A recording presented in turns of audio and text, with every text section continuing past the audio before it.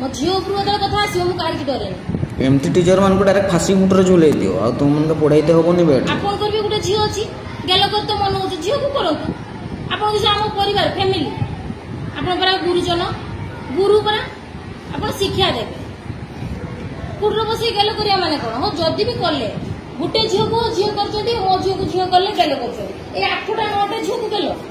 काली कोन आपको झील को गेलो केमति गेलो करछथि पसी जो आपन कुडरो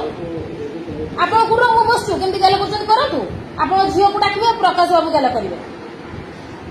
आपन बसथिबे से ता 18 किस मारिबे केमति लागो आपन के साहस देला के मो झील को 18 किस मारते आपन चाकरी कला बाकरो सबडे सुनते ना ना आपन को खराब लागु ना नी के होला कोजन के भरदाई नहीं ना साहस दो चुके 18 किस करते कि अपमान लागु नहीं उडा बाटर घाट जेडी कोन देखा खुशी आसी सेरा नहीं संपर्क आपण आउरी शिका आमे घर आराम से बसु छे छुआ माने सकाळ 10टा रो चाकरा जाउछथि सेफ रो रहउथबे छुआ माने आपण एंती सेफ करछथि आज ये दिला टीचर पळेबे सेठी मीटिंग अछि एसआर पळेबे बेतनटी आपण को भरसा छड दे आपण माने प्रेग्नेंट करी छड दिथिबे की भरसा आपण छड गाडी आपण को पाखर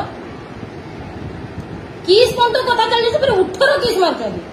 आपण एते गुल्लू मारछु ना